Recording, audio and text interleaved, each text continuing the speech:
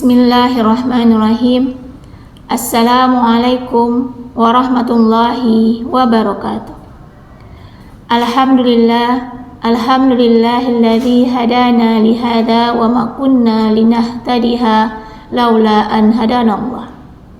Asyhadu an la ilaha illallah wahdahu la syarikalah wa asyhadu anna Muhammadan abduhu wa rasuluh la nabiyya ba'da. Segala puji bagi Allah yang telah menurunkan kitabnya Al-Quran sebagai petunjuk bagi orang-orang yang bertakwa, pelajaran bagi orang-orang yang mengambil pelajaran, rahmat dan nasihat bagi orang-orang yang beriman, lentera bagi orang-orang yang mendapatkan petunjuk, dan penyembuh hati bagi seluruh manusia di alam. Bersyukur atas semua nikmatnya yang telah mempertemukan kita kembali dengan bulan yang penuh berkah, rahmat, maghfirah ini, yakninya bulan suci Ramadan. Salawat dan salam semoga terlimpah kepada Nabi kita Muhammad sallallahu alaihi wasallam, seorang hamba dan rasulnya yang Al-Quran adalah akhlaknya. Dan semoga Allah meridhoi siapa saja yang mengikuti langkah-langkahnya. Amin, amin ya rabbal alamin.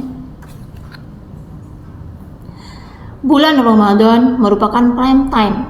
Tidak ada yang mampu mengalahkan prime time yang dimiliki oleh bulan Ramadan.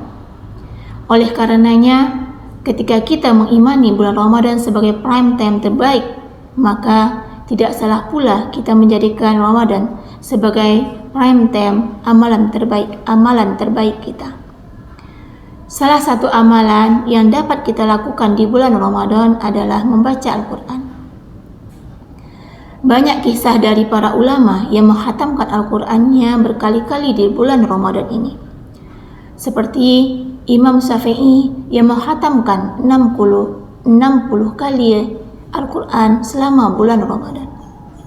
Imam Malik bahkan meninggalkan sementara kegiatan menyampaikan ilmunya untuk fokus dalam tilawah Al-Quran. Dan banyak lagi ulama-ulama lainnya yang fokus dalam bulan Ramadan ini dengan membaca Al-Quran. Nah, bagaimana dengan kita? Sudah berapa kali kita khatam Quran? Ramadan telah berlalu 20 hari lebih, dan sekarang kita berada dalam 10 hari terakhir bulan Ramadan. Jika kita belum menghatamkan Al-Quran, maka tidak ada kata terlambat. Masih ada hari-hari yang dapat kita lakukan untuk menghatamkan Al-Quran kita. Agar kita lebih termotivasi membaca Al-Quran, mari kita bahas beberapa keutamaan membaca Al-Quran. Yang pertama, keutamaan membaca Al-Quran adalah mendapatkan pahala. Sebagaimana yang disampaikan oleh Rasulullah dalam hadisnya yang diriwayatkan oleh Imam Tirmizi. Siapa yang membaca satu huruf Al-Quran, maka baginya satu kebaikan dengan bacaan tersebut. Satu kebaikan dilipat gandakan menjadi 10 kebaikan semisalnya. Dan kata Rasulullah, aku tidak mengatakan alif lam mim satu huruf, akan tetapi alif satu huruf, lam satu huruf, mim satu huruf. Nah, begitulah. Ketika kita hanya membaca alif lam mim yang baru merupakan 3 huruf, Allah telah memberikan 30 kebaikannya kepada kita. Bagaimana kalau seandainya di bulan Ramadan ini kita mampu menghatamkan Al-Quran, yang kata Allah ketika di dalam bulan Ramadan ini pahala lebih berlipat ganda dibandingkan bulan-bulan yang lainnya. Kemudian yang kedua, keutamaan dari membaca Al-Quran adalah mendapat pahala sedekah. Sebagaimana yang disampaikan oleh Rasulullah SAW dalam hadis yang diriwayatkan oleh Abu Daud, Tirmizi dan Nasa'i. Orang yang membaca Al-Quran terang-terangan seperti orang yang bersedekah terang-terangan. Orang yang membaca Al-Quran secara sembunyi seperti orang yang bersedekah secara sembunyi. Nah, di bulan Ramadan tentu kita sangat ingin sekali bersedekah. tetapi kita mungkin memiliki keterbatasan harta. Nah, untuk itu kita bisa membaca Al-Quran, karena ketika kita membaca Al-Quran, pahalanya seperti orang yang bersedekah. Yang ketiga, keutamaan membaca Al-Quran adalah mendapatkan ketentraman hati. Sebagaimana firman Allah dalam Al-Quran, surah Ar-Ra'd ayat 28. A'udzu billahi minasyaitonir rajim.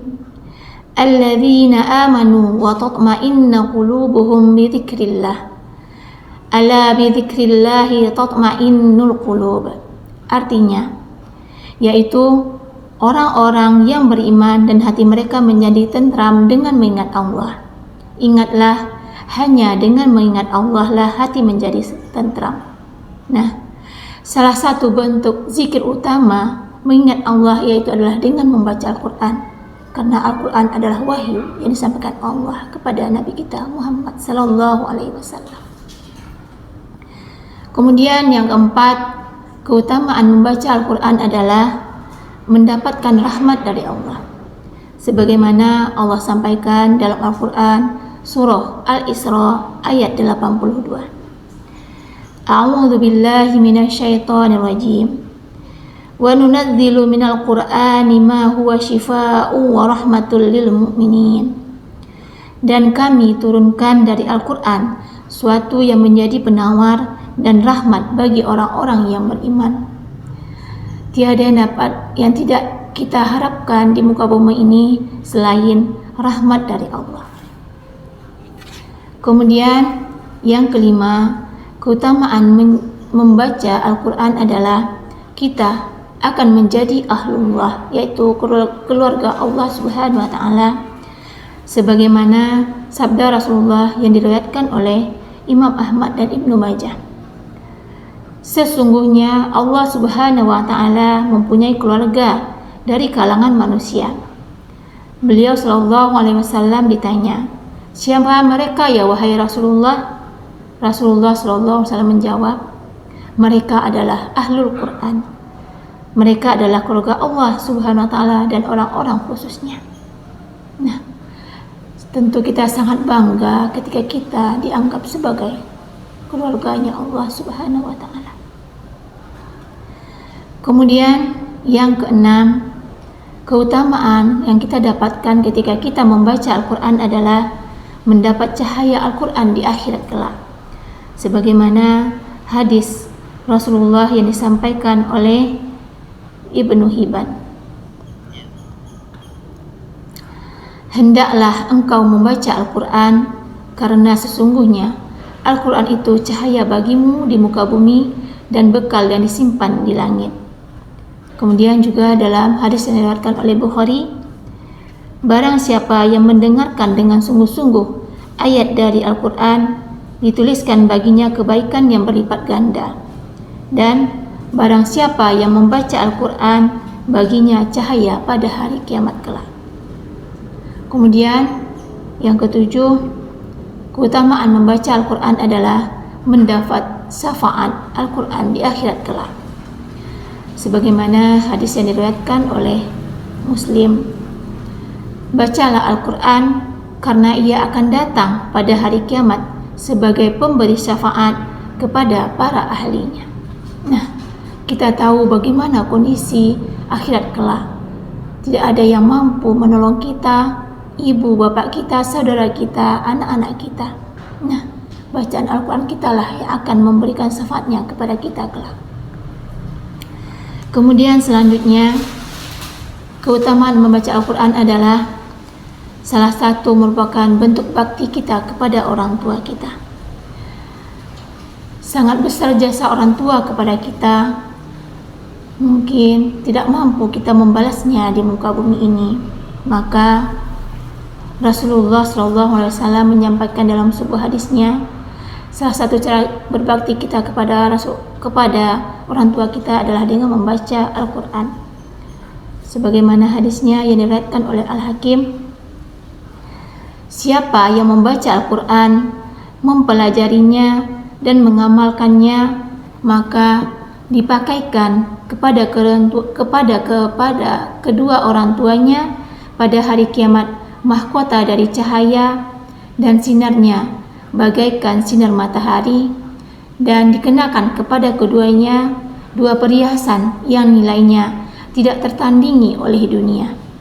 Keduanya pun bertanya, bagaimana dipakaikan kepada kami semua itu? Dijawab, karena anakmu telah membaca Al-Quran. Nah, begitu banyak keutamaan yang kita peroleh ketika kita membaca Al-Quran. Semoga hal ini menjadi penyemangat kita untuk kembali membaca Al-Quran. Demikian yang dapat saya sampaikan. Saya akhiri dengan wabillahi taufiq wal hidayah. Wassalamualaikum warahmatullahi wabarakatuh.